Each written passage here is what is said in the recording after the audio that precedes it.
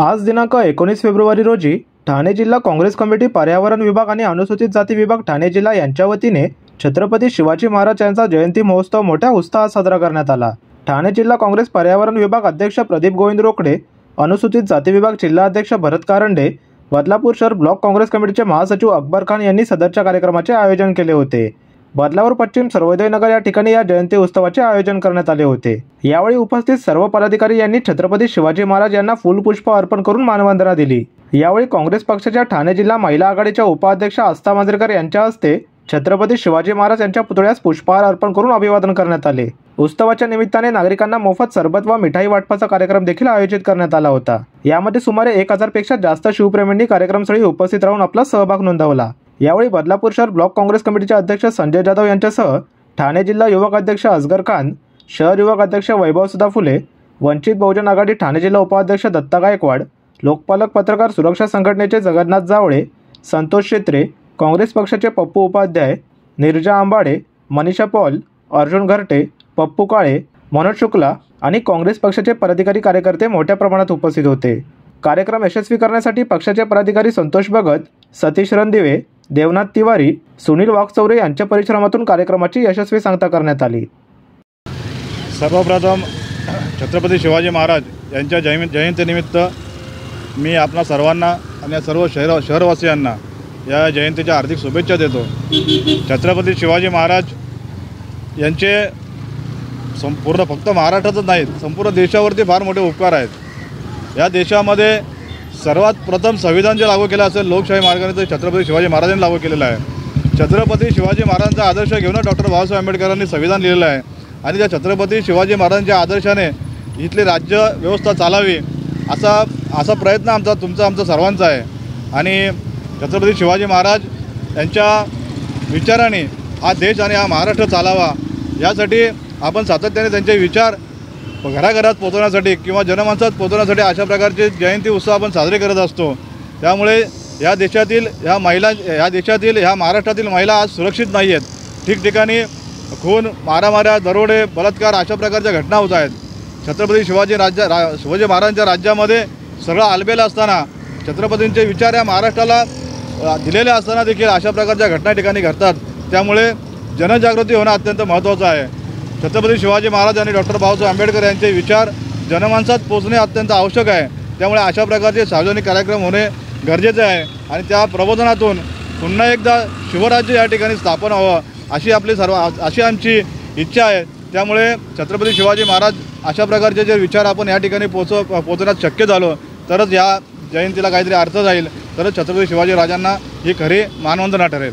सर्वप्रथम छत्रपती शिवाजी महाराज यांच्या या जयंतीनिमित्त मी त्यांना वंदन करतो, मुजरा करतो।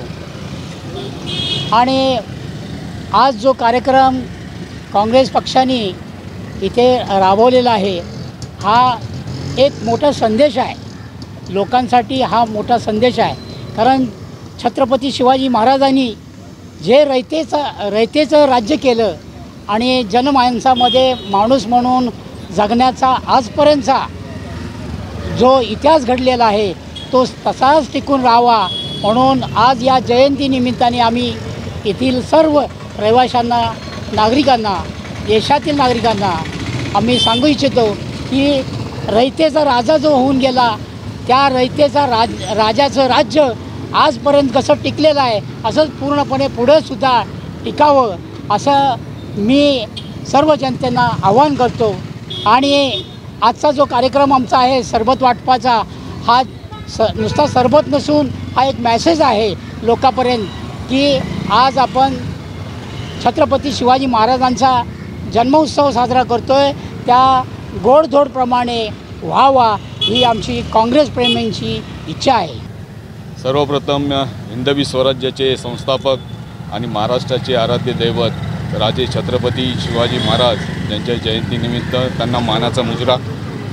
या ठिकाणी आमचे पर्यावरण विभागाचे ठाणे जिल्ह्याचे अध्यक्ष प्रदीपजी रोकडे साहेब, सामाजिक न्याय विभागाचे, अनुसूचित जाती जमाती विभागाचे आमचे ठाणे जिल्ह्याचे अध्यक्ष आदरणीय भारतजी कारंडे साहेब, उत्तर भारतीय महासंघाचे बदलापूर आणि ठाणे जिल्ह्याचे आमचे अध्यक्ष मनोजजी शुक्ला, ब्लॉक काँग्रेस कमिटीचे आमचे सरचिटणीस अकबर खान, महिला काँग्रेसच्या आमच्या माजी अध्यक्षा अस्ता मांजरेकर आणि इथे उपस्थित असलेले सर्व बंधू भगिनी, सर्वप्रथम मी राजे शिवछत्रपती यांना मानाचा मुजरा करून या ठिकाणी त्यांना अभिवादन करतो.